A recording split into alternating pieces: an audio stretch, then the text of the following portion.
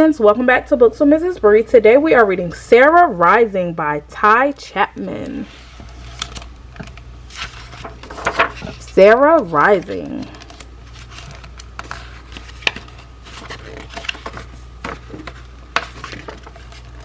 My morning started like any other. I ate most of my toast before running out the door to find food for my pets. Once I found enough leaves, I fed them to my beetles and I put some toothpaste in my ant farm. They like it. Don't tell Dad. With everyone fed, I started getting ready for school. But then Dad came into my room. He said I wasn't going to school today. Sarah, we're going to a protest. Dad told me that the police had killed another black person. They're supposed to serve and protect us, he said, but they hurt us instead. That's why we have to keep each other safe and stand up for what's right. Soon we saw a huge crowd of people. They were all shouting for justice. I grabbed Dad's hand and we walked into the crowd. It was loud and scary, but I knew I was safe with Dad.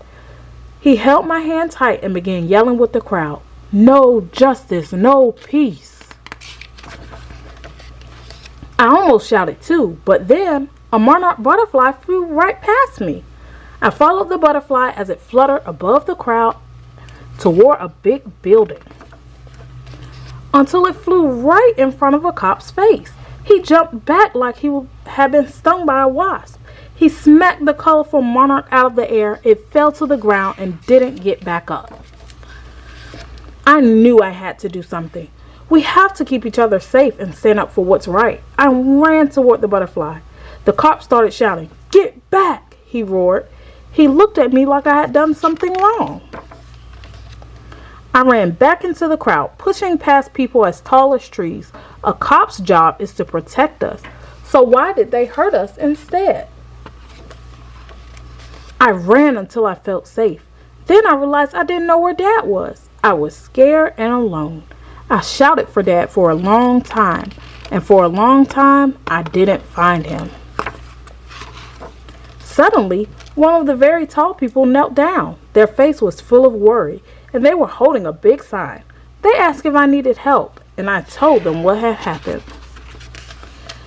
They let me sit on their shoulders so I could see over the forest of people. They kept me safe while we searched and shouted, but we couldn't find Dad. Until suddenly, I heard my name. Then I saw him. I jumped down from the person perch and ran to give Dad a big hug. We stayed at the protest for a while. This time, I held his hand tighter and yelled with the crowd, "No justice, no peace." We got home just before the sun went down, and after dinner, I went straight to bed. I wasn't really sleepy. It had been a sad and scary day. But Dad said, "It'll be okay. I'll keep you safe, just like you kept your butterfly safe. The sun will rise in the morning, like always." And it did. In the morning, I ate most of my toast before running out the door. I fed my pets their favorite snack, and after a few days, my colorful monarch was all better.